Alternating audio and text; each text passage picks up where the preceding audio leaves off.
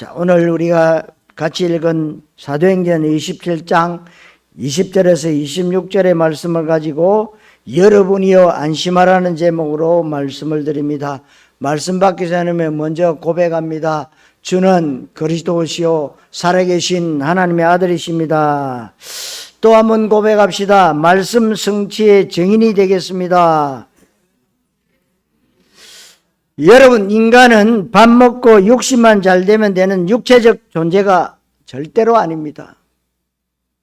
인간만 하나님께서 영적인 존재로 만드시고, 그리고 영혼을 가진 존재로 하나님의 형상을 닮은 언약적 존재로 만드셔서 하나님께 예배드리는 예배적 존재로 하나님과 함께 할 때만 인생의 가치가 있는 임마누엘적 존재로 하나님이 우리를 지으셨습니다. 그래서 우리 인간의 최고의 가치는 예수 믿어 구원받고 하나님 앞에 예배드리고 은혜 받는 것입니다. 여러분들이 은혜 받아야 생각이 열립니다. 여러분이 은혜 받아야 영적인 눈이 열립니다. 영적인 눈이 열려야 바르게 볼 수 있고 바른 생각을 할 수가 있습니다. 그리고 앞서가는 생각, 훌륭한 생각을 할 수 있고 하나님이 원하시는 생각을 할 수 있고 그리고 영적인 부분을 올바르게 볼 수가 있는 것입니다. 그래서 은혜 받는 사람의 특징은 현실적인 것, 육신적인 것에 매이지 않습니다. 영적인 것, 하나님의 나라와 하나님의 뜻이 무엇인지 잘 보게 되고 알게 됩니다. 지금 당장의 현실과 눈앞의 문제와 환경만 보는 것이 아닙니다. 영적인 배경을 보는 것입니다. 그렇다면 여러분의 영적 상태를 보게 되게 됩니다. 그리고 사람들은 눈에 보이는 것이 전부인 줄 알고 눈에 보이는 것을 실상으로 알고 있습니다. 그러나 성경은 우리에게 눈에 안 보이는 것이 실상이라고 말씀하고 있습니다. 믿음은 바라는 것들의 실상이고 보이지 않는 것들의 증거라 그랬어요. 믿음은 눈에 보이는 것에 영향받는 것이 아닙니다. 눈에 안 보이는 영적 실상에 영향을 받아야 됩니다. 내 야망과 욕심과 소원을 보는 것이 아니고 하나님의 뜻과 하나님의 계획과 하나님의 비전을 보는 것입니다. 이것이 은혜 받는 사람의 아주 중요한 특징입니다. 여러분이여 안심하라. 어떤 것도 문제되지 않기에 죽을 일이 있으면 죽으면 되는데 내가 죽는 일에도 하나님은 절대로 실수하지 않습니다. 예수는 그리스도 모든 문제 해결자인데 로마서 8장 32절에 하나님이 모든 것을 아들과 함께 우리에게 다 주셨다 했습니다. 골로새서 2장 3절에는 그리스도 그 안에는 지혜와 지식의 보화가 감춰져 있느니라. 그래서 바울은 빌립보 4장 19절에 나의 하나님이 그리스도 예수 안에서 영광 가운데 그 풍성한 대로 너희 쓸 것을 채우시리라 했습니다. 그리고 빌립보 4장 11절, 12절, 13절에 내가 풍부와 궁핍이 전혀 문제되지 않는다. 내게 능력 주시는 자 안에서 내가 모든 것을 할 수 있다고 고백했습니다. 이 말씀을 근거로 해서 여러분들이 새 힘을 얻고 많은 염려 가운데 낙심되는 문제가 있는 것은 사실이지만 문제라고 생각하는 그 생각만 바꾸면 됩니다. 성도 여러분, 안심하고 성령 인도 받으시기를 그리스도이신 예수님 이름으로 축원합니다. 첫째로 풍랑만 난 인생입니다. 바울이 재판을 받기 위해서 제수선을 타고 로마에 가고 있다가 그 배가 풍랑을 만났습니다. 14일 동안 해와 달과 별이 보이지 않고 모든 수단 방법을 동원했는데 전혀 구원의 여망이 없는 상황 가운데 오늘 바울이 한 얘기입니다. 본문 23절 24절에 여러분이여 안심하라. 내가 섬기는 하나님의 사자가 어젯밤에 내 곁에 서서 말하되 바울아 두려워하지 말라. 네가 가이사 앞에 서야 하겠고. 그래서 바울이 276명 배 타고 있는 그 사람들에게 선포한 말씀입니다. 여러분이여 안심하라. 나는 내게 말씀하신 그대로 되리라고 하나님을 믿노라. 내 말은 안 믿어도 하나님의 말씀을 언약으로 믿고 붙잡는 사람에게만 말씀이 성취됩니다. 사람에게는 문제, 염려, 걱정거리 모두 다 있습니다. 없는 사람이 없지요. 개개인을 보면 가능성이 전혀 안 보일 만큼 앞이 캄캄하고 소망이 끊어지고 발등에 불 떨어져서 끄지 못하는 어려움 가운데 있고 차라리 죽는 것이 낫다 할 만큼 죽음보다 힘들게 사는 사람도 있습니다. 일평생 죽도록 노력해도 해결 안 되는 문제를 가지고 있는 사람도 있지만 그래도 예수는 그리스도이십니다. 그래도 하나님은 여전히 살아계시고 하나님의 말씀은 여전히 성취되어지고 있습니다. 276명 제수선이 로마로 가다가 유라굴로라는 광풍을 만나서 다 죽게 됐는데 모든 인본주의 수단과 방법을 다 썼지만 전혀 구원의 여망이 없다고 했습니다. 이 말씀을 보면서 영적인 풍랑을 생각해야 될 것은 실제로 코로나로 인생들은 풍랑을 만났습니다. 전 세계가 지금 풍랑 만났습니다. 세상이 이렇게 살기 좋아지고 모든 것이 편리하고 풍성하고 먹을 것도 천진데 옛날보다 훨씬 더 염려 걱정이 많아졌습니다. 병원이 최첨단 의학을 자랑하고 있고 약이 많이 발달했는데 환자는 더 많아졌습니다. 침대공학이 발달돼서 인간을 가장 편안한 수면 상태가 되게 했는데 불면증 환자는 더 많아집니다. 이상하게 옛날보다 편리하고 영양가 있는 음식들도 많은데 지금 사람들은 걸어다니는 종합병원이 됐습니다. 영양제, 건강식품을 얼마나 많이 먹는지 모릅니다. 그렇게 해서 수명은 늘어났지만 그런데 삶의 질은 그다지 높지 않는 것이 왜 그러냐? 풍랑 만난 인생입니다. 본문 13절에 이 사람들이 바울 말을 안 들은 것입니다. 바울은 복음의 사람입니다.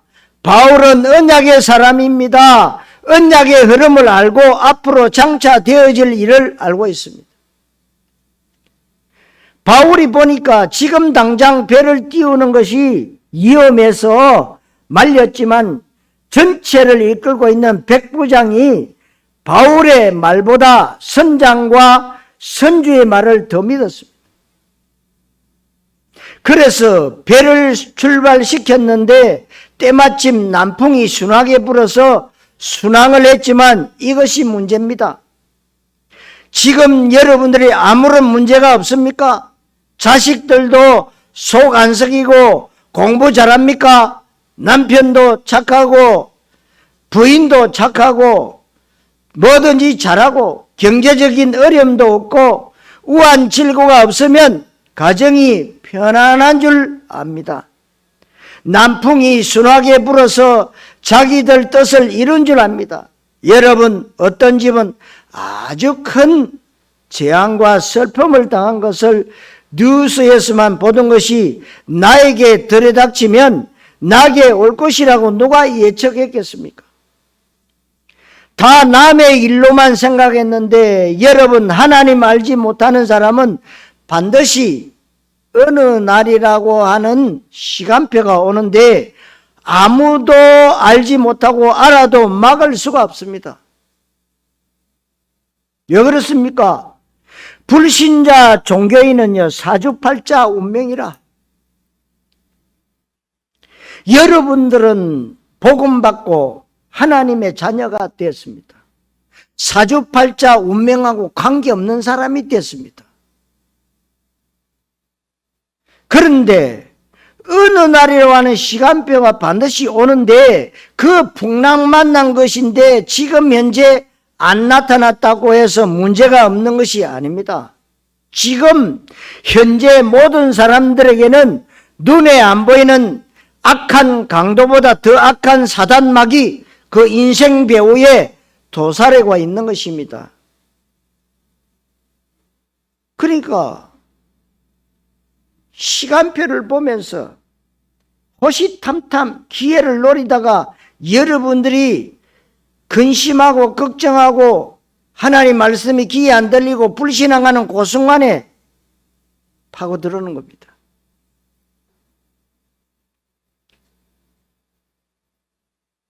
흑암의 세력,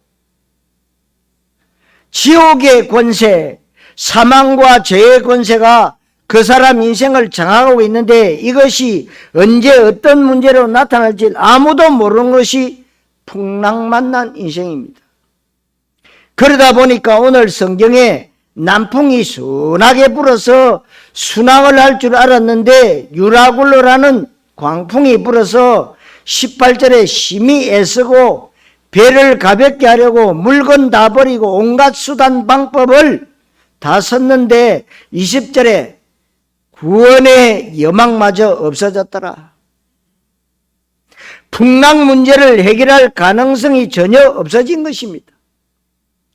이런 인생이 참 많이 있어요.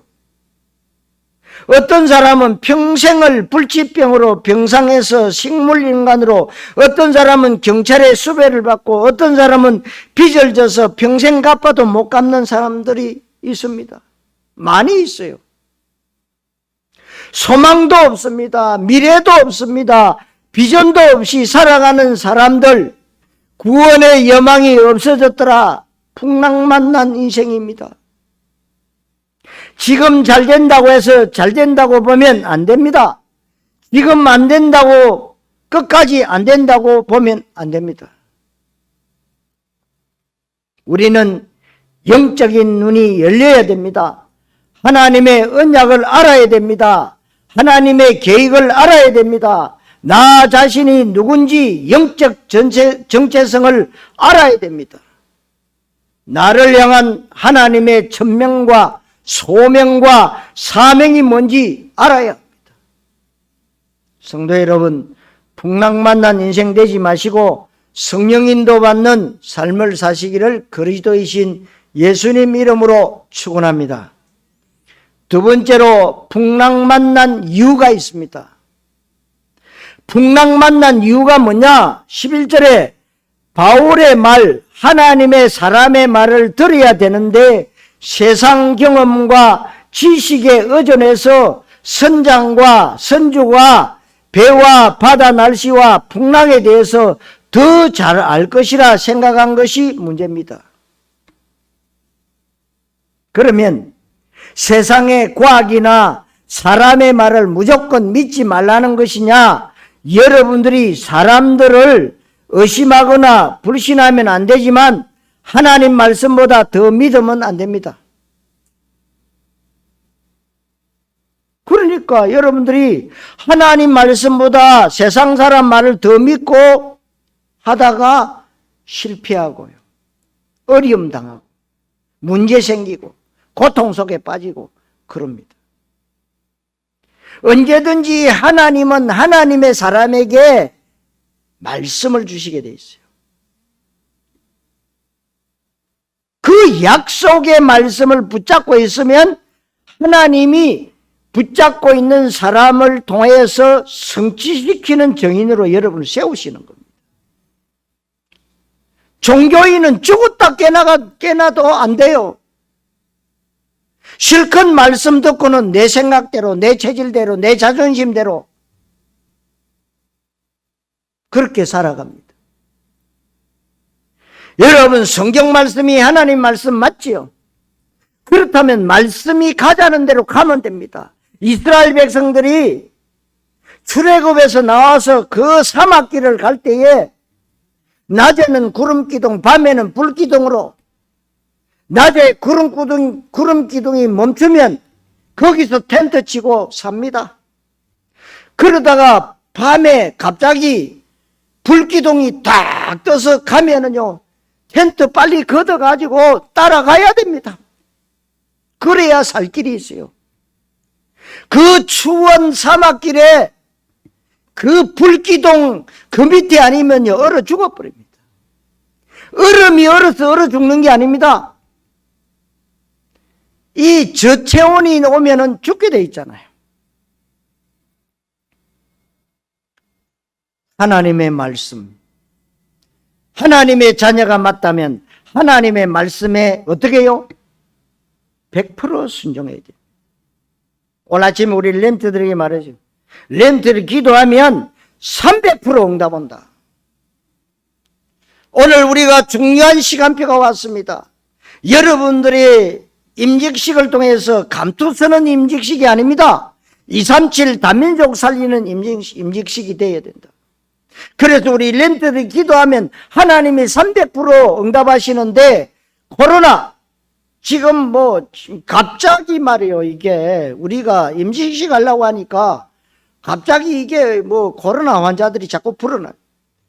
제가 하나님 앞에 기도했습니다. 하나님이 시간표를 정하셨고 하나님이 오늘 하시게 하셨으니 하나님이 책임을 지시옵소서. 하나님 앞에 맡겨야 돼요. 인간은 어떻게 할 수가 없어요. 여러분들 기도하시기 바랍니다. 이게 뭐냐? 흑암과 싸움이에요. 이 사단과 싸워야 됩니다. 여러분, 하나님의 말씀이 맞다면 사람들 말이 아무리 맞아도 그쪽으로 가면 안 됩니다. 99%의 사람들이 세상적인 지식 가지고 맞다고 해도 하나님의 말씀이 1%가 맞다면 그거 따라가야 돼요. 왜 그렇습니까? 사람들 말은 맞는 말도 있지만 틀린 말이 더 많고 이 세상에 가득 차 있는 정보들이 거짓말이 많습니다. 그래서 여러분들은 언제든지 하나님의 사람의 말을 들어야 되는데 말 안 듣고 지금 풍랑 만난 것입니다. 12절에 그의 대다수가 인본주의, 자기경험, 지식, 고집, 야망이 얼마나 많은지 몰라요. 그리고 다수가 그렇게 하니까 그렇다고 알고 그리로 가는데, 여러분, 민주주의 원칙 가운데 다수결 원칙이 중요하지만 다수가 꼭 옳지만은 않습니다. 그러면 소수가 옳으냐? 소수가 옳은 것도 아닙니다.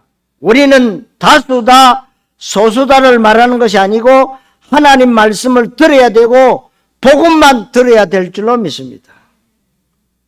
여러분들은 종교적 메시지를 듣지 마시고 정말로 종교적 메시지 듣고 은혜 받으면 큰일 나요.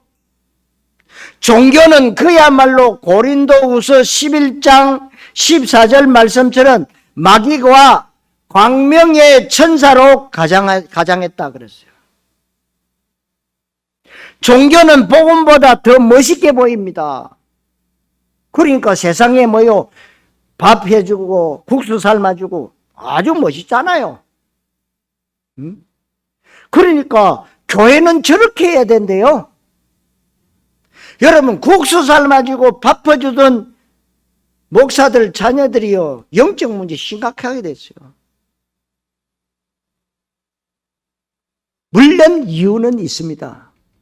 그래, 밥 퍼주고 국수 삶아주고 그래가지고 예수 전하면 안 되나?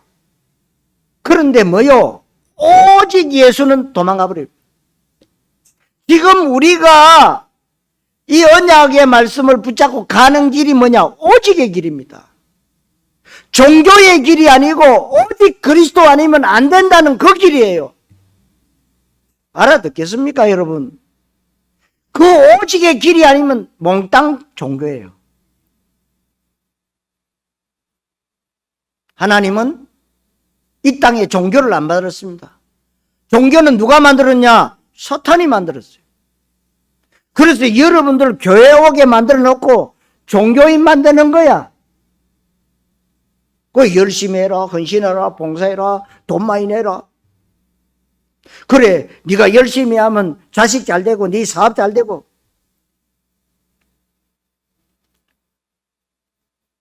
그러니까 달콤하잖아요. 맞는 말 같잖아요.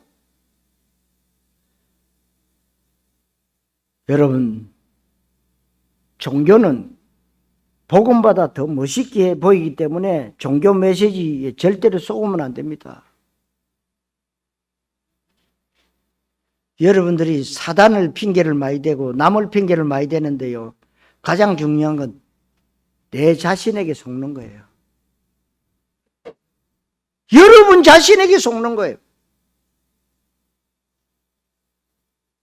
하나님은 언약 붙잡은 램프나 언약 붙잡은 여러분들이요, 딱 붙잡고 계속 말씀 인도 따라가면은요, 아무것도 안 해도 하나님이 역사하세요.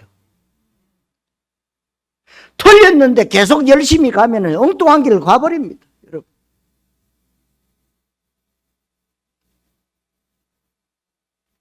오직 여러분들은 예수는 그리스도, 원색복음, 성취될 언약의 말씀만 들으셔야 됩니다.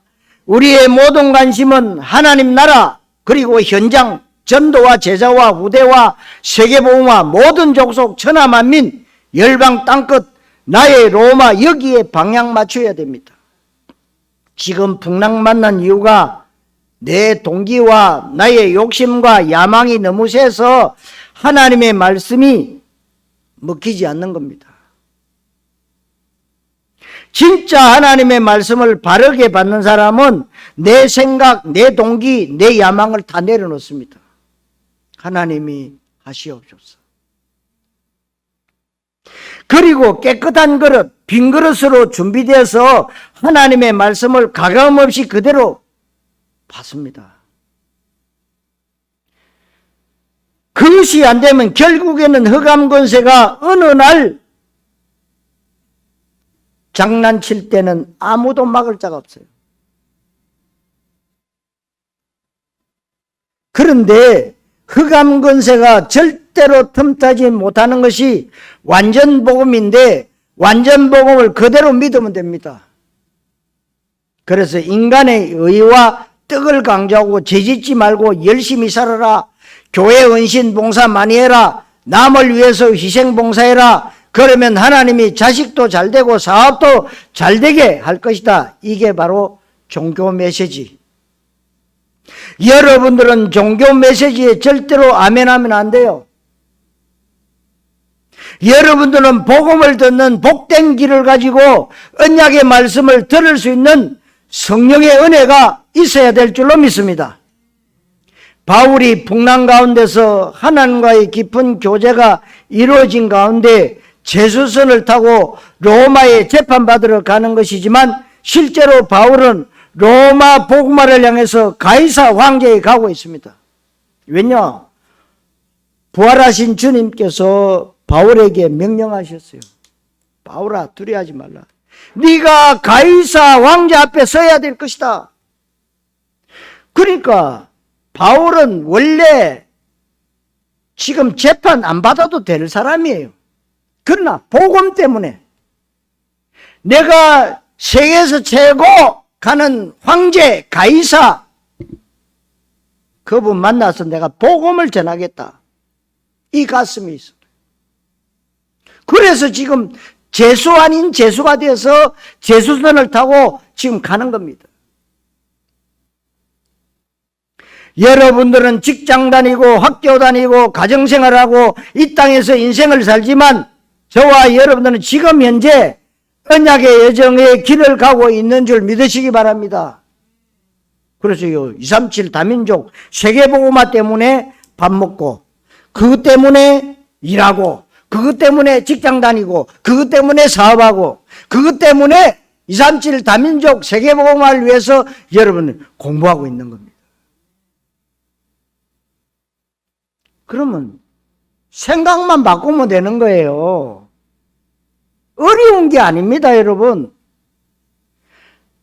여러분 쉽게 설명해서, 아니 하나님이 인간을 만드시고 보시기에 좋았더라. 그래서 약속했잖아요. 창세기 2장 17절에 약속. 네가 에덴 동산에 있는 거 다 먹으라. 먹고 마시고 즐기고 누리라. 생육하고 번성하고 정복하고 다스리고 누리라. 그런데 에덴 동산 중앙에 있는 선악과 그것만 먹지 말라.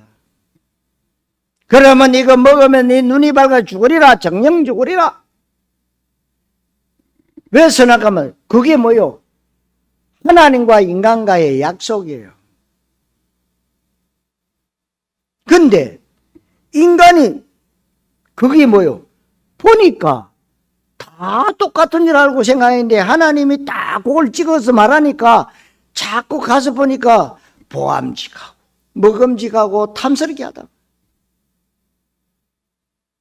누가 했어요? 그런 생각이 드니까 사단이 찾아온 거죠.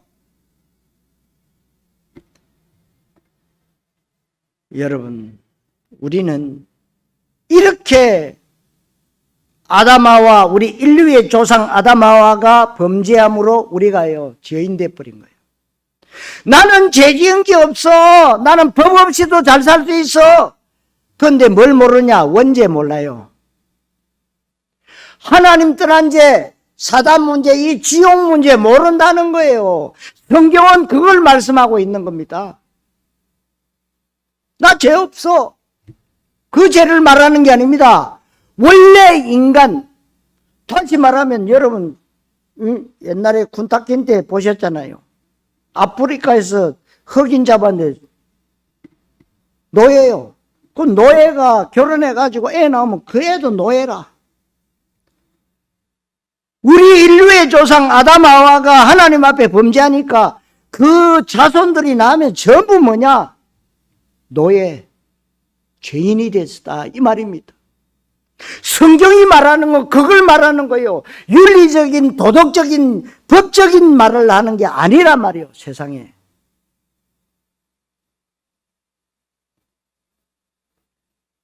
그래서 그리스도께서 이 땅에 오셨어요. 우리를 살리셨어요. 창세기 3장 15절에 언약을 붙잡았던 노아, 하나님은 노아에게 지구 전체를 다 주셔버렸어요. 이 언약을 붙잡았던 아브라함, 이삭, 야곱, 요셉, 하나님은 그들을 통해서 복음을 전파시켰습니다. 이 복음이 희미해져 버리니까 애굽의 노예가 돼버렸어요. 그때 하나님은 모세를 통해서 출애굽기 3장 18절에 뭐요? 희생제사, 오실 메시아, 오신 그리스도 언약 붙잡아라. 문설주에 피 바른 사람은 다 살았어.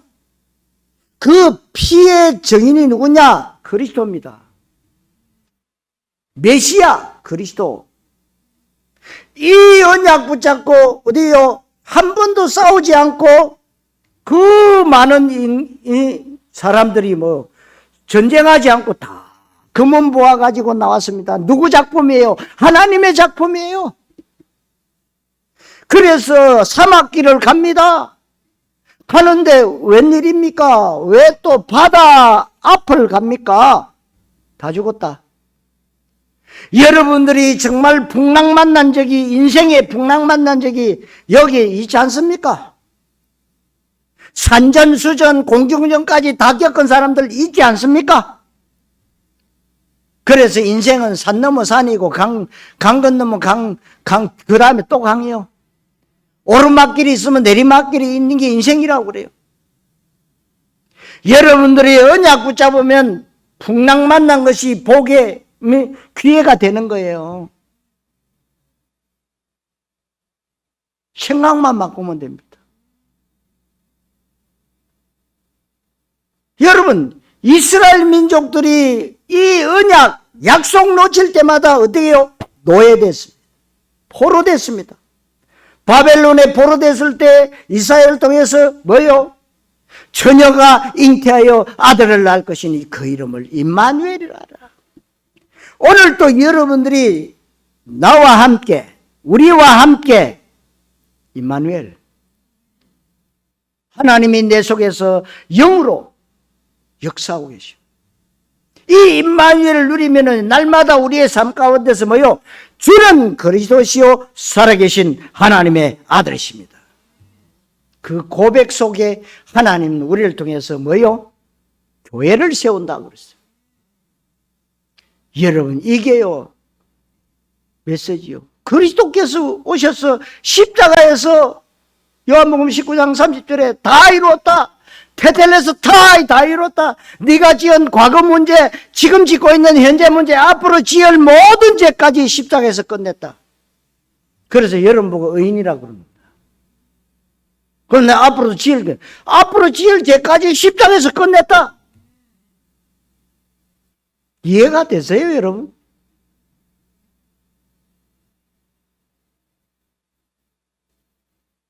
그러니까 여러분들이 이 그리스도만 이름 누리고 있으면요 하나님이 하신다니까. 에? 이 복된 교회의 주인은 누구냐? 그리스도이십니다.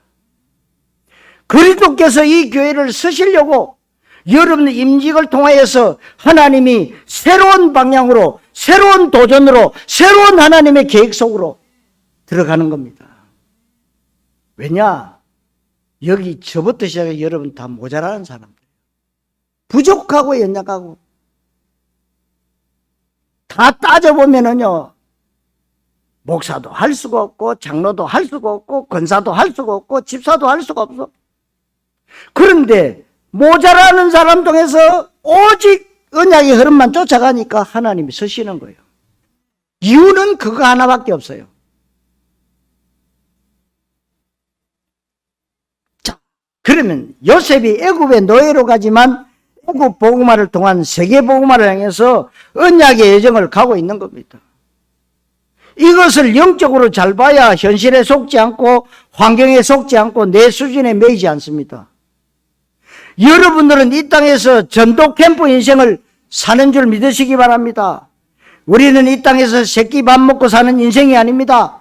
일주일에 딸랑 교회만 왔다 갔다 하는 종교적 믿음의 사람이 아니어야 됩니다. 우리는 세계복음화의 주역으로 전도자의 삶을 살고 있기에 그 중간 과정에서 일어나고 있는 문제는 그 어떤 것도 문제가 되지 않습니다. 중간에 일어나는 문제는 다 과정이에요. 지나가는 거 그냥 놔둬요. 왜 자꾸 붙잡고 잡아 당겨가지고 문제를 문제되게 문제를 문제 만듭니까? 지나가는 거예요. 과정입니다, 여러분.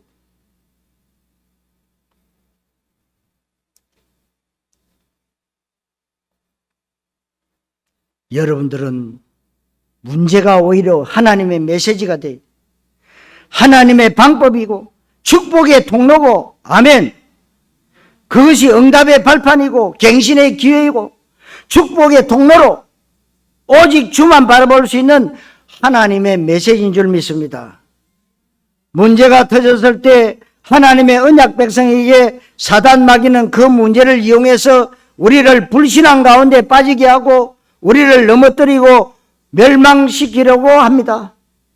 그런데 하나님은 우리 인간이 별 수 없는 나약한 존재인 줄 아시고 문제를 통해서 우리를 훈련시키시고 깨닫게 하시고 연단하게 하시고 절대 불가능한 문제를 통해서 절대 가능한 하나님의 말씀을 확인시키는 것입니다. 성도 여러분, 풍랑 만난 모든 문제의 사건은 축복의 통로요 응답의 발판이요 갱신의 기임을 알고 누리시기를 그리스도이신 예수님 이름으로 축원합니다. 세 번째로 바울의 확신입니다. 예수는 그리스도 모든 문제 해결자 맞다면 문제 속에서 그것을 검증받고 확인하고 발견하고 체험하면 됩니다. 그래야 문제 속에 있는 사람들에게 답을 줄 수가 있는 겁니다. 지금 276명이 풍랑 만나서 별의별 수단 방법을 다 써도 답이 전혀 없는데 바울은 답이 있었습니다. 그래서 바울이 여러분이요 안심해라.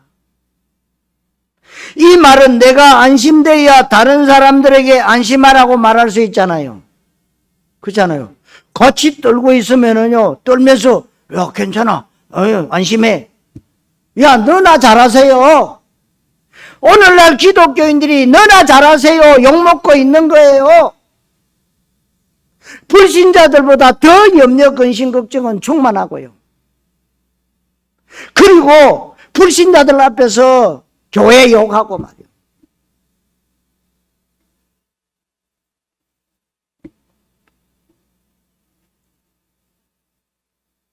여러분들은 그리스도라는 답이 있습니다. 그래서 바울이 여러분이여 안심하라, 이 말은 내가 안심돼야 다른 사람을 안심할 수 있다. 똑같이 풍랑 가운데 둘이 떨고 있으면 같이 망하는 거지. 같이 죽는데 바울이 어느 정도의 확신이 있었느냐? 21절에 바울이 276명 앞에 서서 여러분이 안심하라. 지금 안심될 만한 상황이 아닌데 완전 다 죽게 된 이때에 22절에 바울이 내가 너희를 권하노니 이제는 안심하라. 너희 중 아무도 생명에는 아무런 손상이 없겠고 오직 배뿐이니라. 이 말을 어떻게 할 수 있겠습니까? 바울 자신이 풍랑 문제를 해결할 수도 없는데요. 사람들을 구원할 힘도 없는데요. 특별한 기적을 베풀 만한 절대자도 아닌데요. 어떻게 이렇게 얘기할 수 있겠습니까? 우리 능력으로는 코로나 시대에 세끼 밥 먹고 사는 것도 쉽지 않고 매일매일 돈 걱정해야 됩니다. 자식을 아무리 사랑해도 자식에게 찾아오는 교통사고 막지 못하고 나 자신도 지탱하기 힘든 그런 일들이 일어납니다.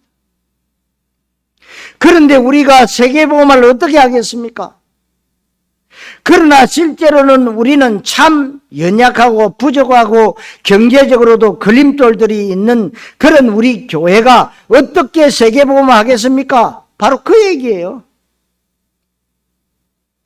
바울이 연약한 인간 주제에 276명이 다 죽게 생겼는데 이렇게 자신 있게 얘기할 수 있습니까? 말씀에 근거하여 절대 불가능한 것을 믿음이 있다면 절대 가능할 수 있습니다. 큰 믿음 말고요. 정상적인 믿음. 우리가 믿는 믿음이라고 하는 것은 하나님 살아계시고 전지전능하시고 하나님은 말씀을 성취하고 계시고 우리가 믿는 예수님은 그리스도이시고 그분은 성령으로 임마누엘로 나와 함께 하시고 실수하지 아니하시고 내 인생에 대해서 가장 좋은 계획을 가지시고 지금도 언약 잡은 사람을 통해서 언약을 성취하시고 세계복음을 이루는 하나님의 말씀에 여러분 토달지 않고 그냥 믿으시면 됩니다. 내 의견과 동기와 욕심과 야망과 그 생각과 경험과 지식을 말하지 않고 그대로 액면 그대로 믿으면 믿는 그대로 말씀대로 역사 일어납니다.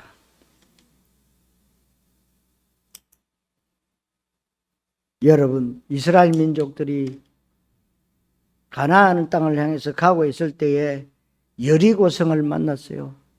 모세가 12명 지파 가운데 12명 한 지파에 한 사람씩 12명을 뽑아가지고 정탐을 보냈어요. 근데 다 돌아와서 10명이 얘기합니다. 우리는 못 갑니다. 우리는 메뚜기고 저 사람들은 키가 3m가 넘어. 우리는 절대로 못 갑니다. 우리가 매장지가 없어서 이제 사막에 다 죽게 됐습니다. 그게 응답이었어요. 그렇게 말한 사람들에게 한 표를 던진 사람들 전부 사막에 죽었습니다. 2명. 여호수아 갈렙은 아니다. 하나님이 우리와 함께 하시는데 뭐가 문제냐? 두 사람, 1세대 두 사람은 가나안 땅 들어갔어요. 여러분들이 정말 믿음의 반응을 보이면 하나님은 믿음의 반응을 하신다는 거예요. 세계복음화는 하나님 소원이기에 하나님이 세계복음화할 수 있다고 고백하는 사람을 통해서 하시는 겁니다. 우리가 내 주제에 무슨 세계복음화냐, 그런 사람은 하나님이 개입할 틈을 안 주는 것입니다. 여러분, 말씀과 믿음 앞에서는 아주 단순하고 무지하고 그야말로 잔머리 쓰거나 자기 의견 말할 필요가 없어요. 바울이 지금 그 어떤 계산도 없이 하나님이 말씀하셨으니까 그대로 된다라고 가감없이 말하는 것입니다. 23절에 내가 섬기는 하나님의 사자가 어젯밤에 내 곁에 서서 말하되, 바울은 지금 풍랑 가운데 있는 것이 아니고 내가 섬기는 하나님 그 언약 안에 있다는 이것이 바울의 영적인 소속감입니다. 우리는 이런저런 문제, 어려움 가운데 직면하고 있는 것이 아니고 지금 그리스도 안에 있음을 믿으시기를 바랍니다. 하나님의 언약 시간표 속에 내가 있는 것입니다. 그래서 내가 섬기는 하나님의 사자가 어젯밤에 내게 말씀하셨느니라. 하나님이 사자를 보내신 것입니다. 하나님이 사자를 아무에게나 보내지 않고 언약 성취를 위해서 하나님이 사자를 보내는 것입니다. 우리가 현장에 가지도 않고 세계복음화에 관심도 없는데 하나님이 천사를 보내지 않기에 하나님의 소원에, 그래서 여러분의 방향을 맞춰야 돼요. 여러분, 영적인 전쟁이 뭔지를 알아야 됩니다. 하나님의 나라, 현장과 전도와 제자와 모든 민족 천하 만민 열방 땅끝 후대 여기에 방향 맞추고 실제로 복음 듣고 캠프에 뛰어들 때 하나님은 우리가 연약한지 아시고 하나님은 하늘 군대를 동원하신 줄 믿으시기 바랍니다. 하나님이 능력의 사자들을 통해서 언약을 이루시고 흑암 권세를 미리 꺾으시고 그것에 하나님의 나라가 임하게 하시고 하나님께서 역사하셔서 생명의 일이 일어나게 하는 것입니다. 사랑하는 성도 여러분, 담대함으로 현장 살리는 확신 있는 믿음으로 승리하시기를 그리스도이신 예수님 이름으로 축원합니다. 자, 결론, 우리에게는 소망과 비전이 있습니다. 여러분, 바울이 지금 로마에 그냥 재판받으러 가는 많은 죄수들 가운데 하나가 아닙니다. 바울은 로마 복음에 대한 비전이 있습니다. 그래서 사도행전 19장 21절에 바울이 내가 로마도 보아야 하리라, 무턱대고 로마 복음한 것이 아닙니다. 이 일이 있은 후에 사도행전 23장 11절에 바울아 담대하라, 네가 예루살렘에서 나의 일을 증언한 것 같이 로마에서도 증언하여야 하리라. 바울은 예루살렘, 유다, 사마리아 차근차근 시간표를 밟아서 이제는 로마를 향해서 가는 것입니다. 사도행전 27장 24절에 바울아 두려워 말라, 네가 가이사 앞에 서야 하겠고, 여러분 가이사는 로마 황제잖아요. 바울에게는 나의 로마가 있었습니다. 여러분도 나의 로마가 있어야 됩니다. 나의 로마가 가족 복음화가 될 수 있고, 어떤 사람은 내 로마는 일본이 될 수 있고 인도도 될 수 있고 미국, 중국, 여러분들에게는 237 나라에 나의 로마가 있어야 바른 신자입니다. 오로지 자식 잘 되고 사업 잘 되고 건강하게 오래 살고, 그것은 복음 없는 인생관입니다. 하나님의 백성인 우리에게는 세계복음화를 향한 나의 로마, 이 당시는 로마 복음화가 세계복음화였습니다. 그래서 바울이 어느 정도 확신을 가지고 얘기했느냐, 25절에 여러분이여 안심하라. 바울이 로마 복음화에 대한 비전이 있다면 로마 가다가 풍랑 만나서 죽으면 하나님의 언약이 거짓말이 됩니다. 여러분들이 하나님을 꼼짝 못하게 할 것이 뭐냐? 언약 붙잡은 사람에게 꼼짝 못하는 것입니다. 이사야 62장 6절로 12절에 하나님으로 하여금 쉬지 못하시게 하라. 언약 붙잡으면 됩니다. 우리 2020년도에 복된 교회 주시는 말씀이에요. 그로 쉬지 못하시게 하라. 여러분들이 지금 하고 있는 언약의 여정을 가는 길은 바로 말씀과 기도와 전도운동, 파수꾼운동이에요.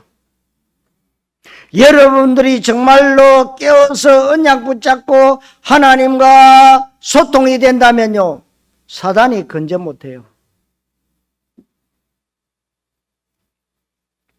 하나님이 가장 관심 갖는 언약 붙잡으면 하나님이 그 언약 성취를 위해서 풍랑 문제를 해결하시기 때문에 그 어떤 것도 문제되지 않습니다. 그래서 바울은 25절에 나는 내게 말씀하신 그대로 되리라고 하나님을 믿노라. 그리고 26절에 반드시 우리가 한 섬에 걸리리라. 이것이 바울의 확신이었습니다. 실제로 276명이 마침내 한 사람도 죽지 않고 멜리데라는 섬에 상륙했어요. 배는 깨졌습니다. 276명이 바울 때문에 살아났습니다. 여러분이 언약 붙잡고 언약 속에 있다면 여러분 때문에 여러분 가정과 여러분 가문과 여러분이 살고 있는 동네와 여러분이 있는 직장, 산업 현장에 복이 될 줄로 믿습니다. 나 때문에 복 받구나. 목사인 제 말이 아닙니다. 하나님의 말씀이에요.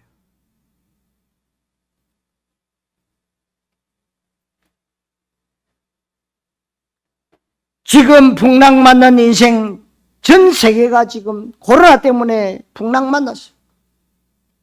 앞으로는 더 많은 사람들이 지금 코로나 자꾸 걸리게 돼. 어제 기록 나왔잖아요. 미국은 하루 만에 19만 명. 이거 어마어마한 거예요. 여러분, 복음이 없어지는 그 현장에 결국은 뭐요? 풍랑 인생이 되는 거예요.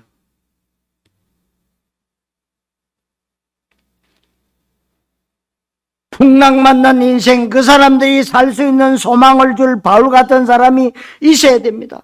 지금 세상은 선장과 선조 같은 세상 지식이나 체험한 사람 말을 더 믿고 세상 뉴스를 따라가고 세상 가치관을 따라가고 있습니다. 이럴 때에 교회 지도자마저도 확신 없이 늘 염려하고 걱정하고 늘 인본주의 선담은 되겠습니까? 그래서 저는 여러분들에게 소망과 확신과 자부심과 자신감과 비전을 심어주기를 원합니다. 여러분이 안심하라.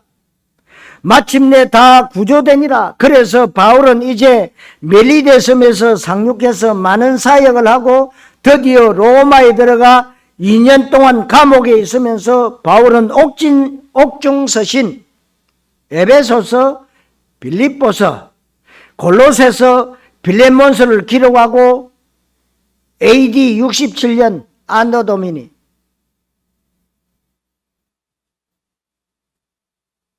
예수님 오시고 난 후 67년에 바울이 순교한 이후 246년 만에 AD 313년에 로마의 황제 콘스탄티 대제 때 로마가 복음화가 되어졌습니다. 어떻게 해서 되어졌느냐? 바울은 죽었지만 바울의 제자들과 로마서 16장 일꾼들과 렘트들이 있었습니다.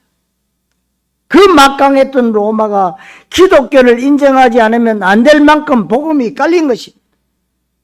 이것이 바로 로마 복음화입니다. 지금 현재 사도행전적 로마 복음화가 되어지고 있는 과정에서 핍박을 받기도 합니다. 돌에 맞기도 합니다. 감옥에 갇히기도 합니다. 매도 맞기도 합니다. 누명을 쓰기도 합니다. 그리고 풍랑 만나기도 했지만 그 문제가 우리를 실패시킨 적은 한 번도 없습니다. 왜냐하면 로마 가서 로마 복음화 237 다민족 세계 복음화 해야 되니까. 문제가 우리를 실패시키는 것이 아닙니다. 문제라고 생각하는 그 불신앙과 문제라고 생각하는 그 잘못된 생각이 우리를 실패시키는 것입니다. 그래서 오늘 여러분이요 안심하라는 말씀이 여러분들에게 그대로 응답으로 성취되시기를 바랍니다. 그래서 여러분들의 모든 염려, 걱정이 기도 제목으로 언약적 확신으로 바꾸시기를 바랍니다. 그래서 막연히 할 수 있다, 돈키호테식으로 하는 것이 아니라 언약에 근거해서 차근차근 하나님의 인도를 받으면 하나님의 역사가 나타납니다.